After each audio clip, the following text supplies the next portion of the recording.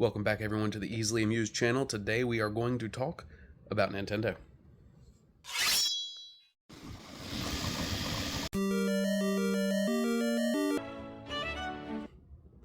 Hey everybody, Andy Brady here, and I'm back this time to talk about Nintendo, their next generation software, next generation hardware. Is it going to be the Switch Pro? Is it going to be the Nintendo Switch 2? Is it going to be something completely new, something completely radically different? We don't really know.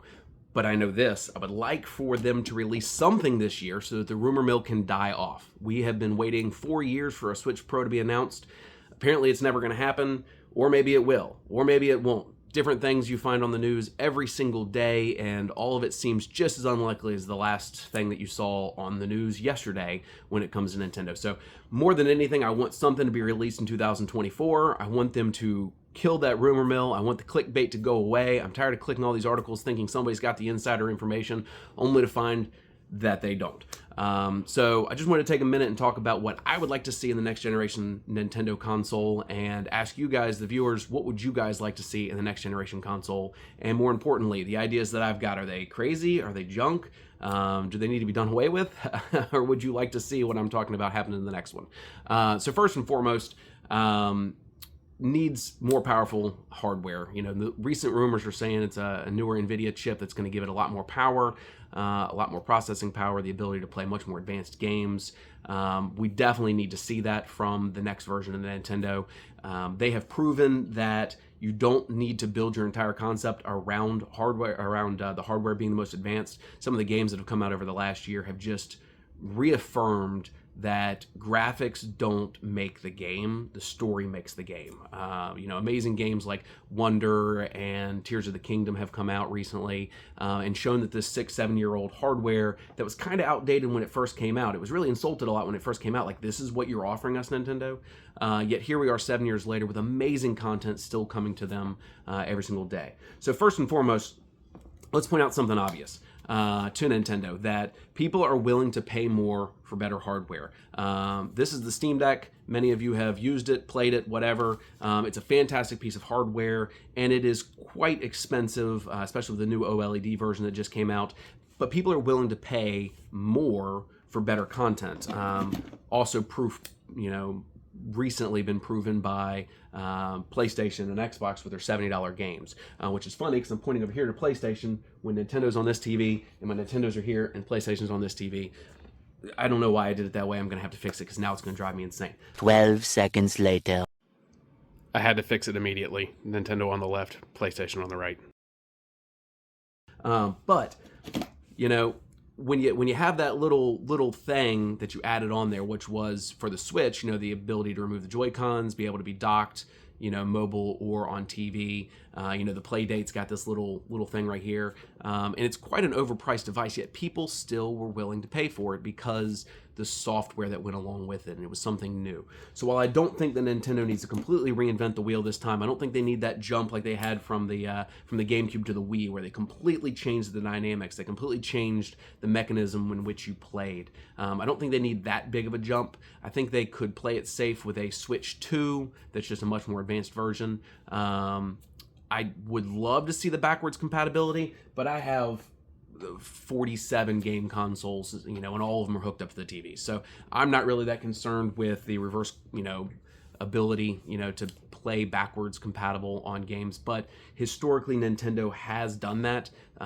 They have historically kept the backwards compatibility, and I think that's a great move for them because it'll keep people buying the software for the current generation, knowing that it will work on the next generation. That way, whenever they announce the next generation, the sales of their old, you know, hardware, you know, their old games don't just plummet immediately, because who wants to invest in something that will now be out of date? So, gets to some of the things that I would like to see from the next console from Nintendo. First and foremost, I would love for them to take a page from Sony's book. And a lot of you guys are gonna think this is weird. I might be roasted down here in the comments, but I would love to see a TV only version of the Nintendo Switch. I know that takes the word Switch out of it, but so did the Switch Lite when it wasn't able to be plugged into a TV. And Nintendo has proven with the Switch Lite that they're more dedicated to a handheld console than they are to a TV console. I'd like to see them shift the other way around. Maybe not have a Switch Lite. Maybe it'd be the Switch Heavy. It's a really stupid name, but let's just call it that for now. Where we had a TV version, and PlayStation tried this. You could put the PS Vita into the PlayStation TV, and you were able to play the Vita games on the TV, which I preferred. My Vita got ruined.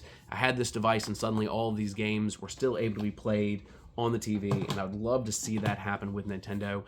There are mods out there where you can disassemble your OLED and you can put it in a box, actually just recently released, where it's got a full-size computer fan. You can overclock the processor that's already in it, and you can get much better results on your TV that way.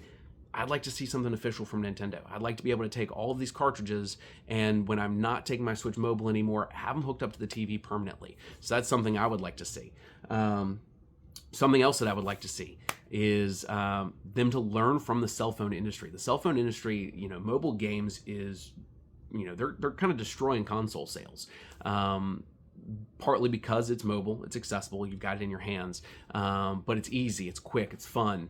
I think that they could learn something from tablets and cell phones. And I don't mean on the game front. I don't want the pay to play. I don't want the $9.99 every single day so that you get 3 new hearts so you can try playing again. That's not what I'm looking for. And in a way, that means they'll never compete with the sales of cell phone games. But what I mean is I'd like for them to learn from the cell phone manufacturers, the actual hardware. For example, I'd like the USB-C on the bottom of the Switch to be a little bit more accessible. I think that USB-C should be a USB-C, should be USB-C. And I think that if I have an accessory that's USB-C and it works on my cell phone, works on my laptop, works on my tablet, that whatever it is, it should work on the Switch. For example, a direct USB-C to HDMI straight into a TV. I don't want to have to buy a dock. Whenever I'm traveling, I can't take this big box that's got the dock, and I don't want to buy some third-party off-brand. I'd like to see an official Nintendo portable travel kit where you can travel with your Switch without having to worry about this big docking station, because I'm already going to bring the Pro Controller because I prefer to play it on the TV. So again, if there was a TV only version, I could probably bring just this, but then I couldn't play it on the airport or in the airport or on the plane. So maybe not so much there, but just a mobile dock, a travel kit, something that makes it more convenient to take on the road. And a lot of that comes down to just USB-C, just working, just making it open, making it work with everything. Something else I'd like to see them learn from the cell phone industry is I have a Galaxy Z Fold 5. It is amazing, and the screen on it is significantly bigger than the Switch. I don't think that makes sense because the Switch is a dedicated gaming handheld, and I think that I would love to see them buying some screens from Samsung and having an unfoldable Switch, which is not that far off, right? Game Boy Advance, what did? They released the Game Boy Advance that folded, and it actually outsold the original Game Boy Advance. And they've got folding in their blood. I mean, they've been folding since their second Game Boy, I believe. I don't want to see the 2-screen mechanism. I don't want to see that. That's a little bit clunky. I like to have the screen, one big screen. Yes, I know this isn't a Switch, but one big screen, OLED, and I'd like for it to unfold. I think you could get, a tablet-sized screen on a Switch with having that unfolding capability. And Samsung, now on their 5th generation of folding, they've shown it can be durable. It can work well. They can pretty much make the crease disappear. Some manufacturers have completely made the crease disappear. So that's something I would love to see, is a much larger screen, yet in a compact body with a folding screen. Something else I'd like to see them take from the cell phone industry, and something I've not really seen anyone else asking for, and maybe I'm the only one, but I would love to have a 5G version of the Nintendo Switch. Just like whenever you're buying a tablet, you can buy Wi-Fi only and you can buy 5G, and the 5G one is more expensive. It's got modems in it, it's got Qualcomm stuff in it. Same thing would happen with Nintendo, which means people would be voluntarily paying more money for a more expensive Nintendo Switch than paying a monthly fee that Nintendo would make a portion of. Nintendo could have their own plans, or you could just piggyback off your own cell phone provider. I would much rather pay $10 a month, have a SIM card, slide it into the Switch, and never have to turn on my mobile hotspot on my phone ever again. Not have to carry around a mobile hotspot, which I don't do. Not have to worry about getting onto the Wi-Fi at the hotel room. When I'm traveling in a car and my children are in the back of the van and they're playing Switch, I don't want them to tell me, hey, can you turn on your mobile hotspot so that I can get on and play? I'd like it to just be baked right into the hardware. Again, if there is a Switch 2 and it is a mobile device, that would give them the ability to offer a pro version, a higher end version of this device that somebody chooses to pay more for. So you still have your lesser expensive option, but then people like me I'm willing to pay more for this device if it was 5G compatible and it just worked everywhere without ever having to worry about connecting to the Wi-Fi.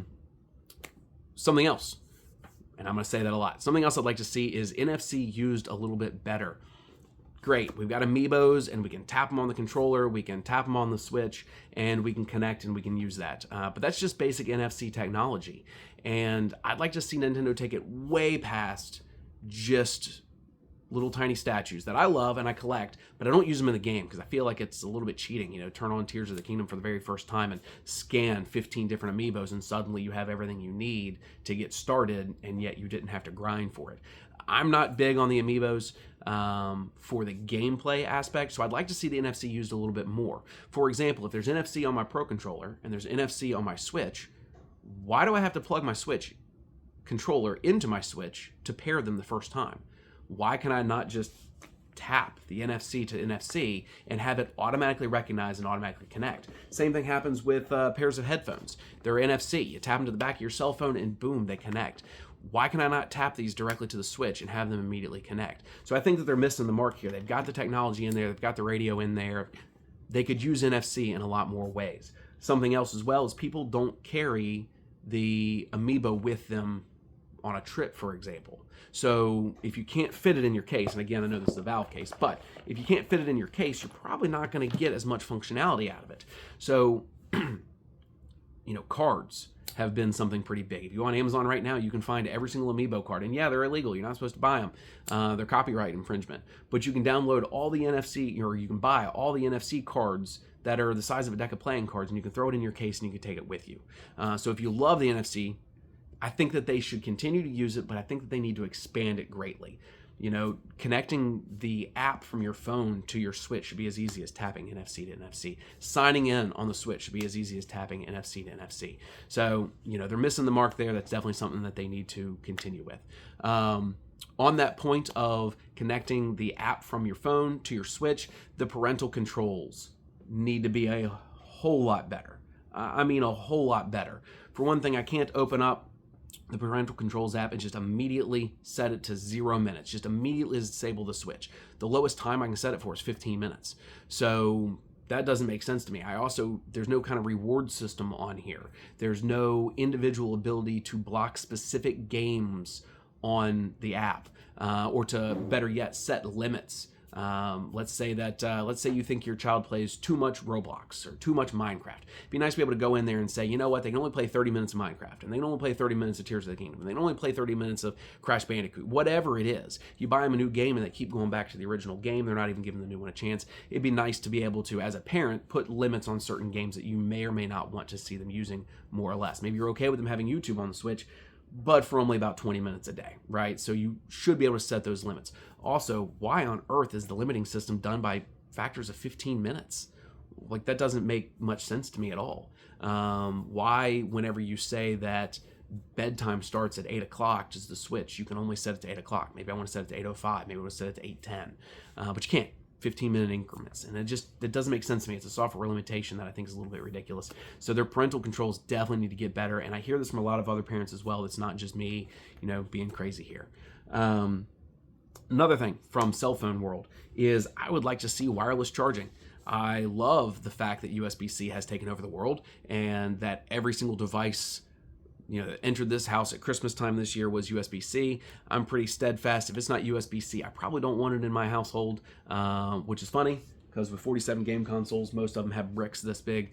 But I would like to see wireless charging built right into the console and into the controllers. I think that wireless charging is ready with the QI wireless technology 2.0, which basically has the maglock built in like Apple uses.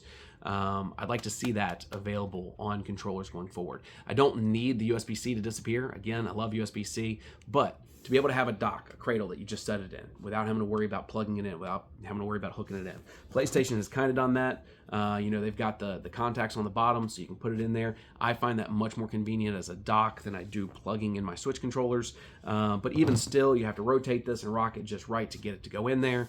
Wireless charging with the magback, with the QI 2.0 technology would be fantastic, because then you could use it while it's charging if you had a wireless charger. But primarily, whenever you're done for the day, throw it on the dock and it just starts charging, because that's how it's built in. So that is my list of what I would love to see in the next generation Switch. What do you guys want to see? Are there things I mentioned that you'd like to see? Are there things I mentioned you think they should stay away from? Is a $70 game just way too much? Is Nintendo or is PlayStation, Xbox going too far with the $70 games? Are you willing to pay more for a console?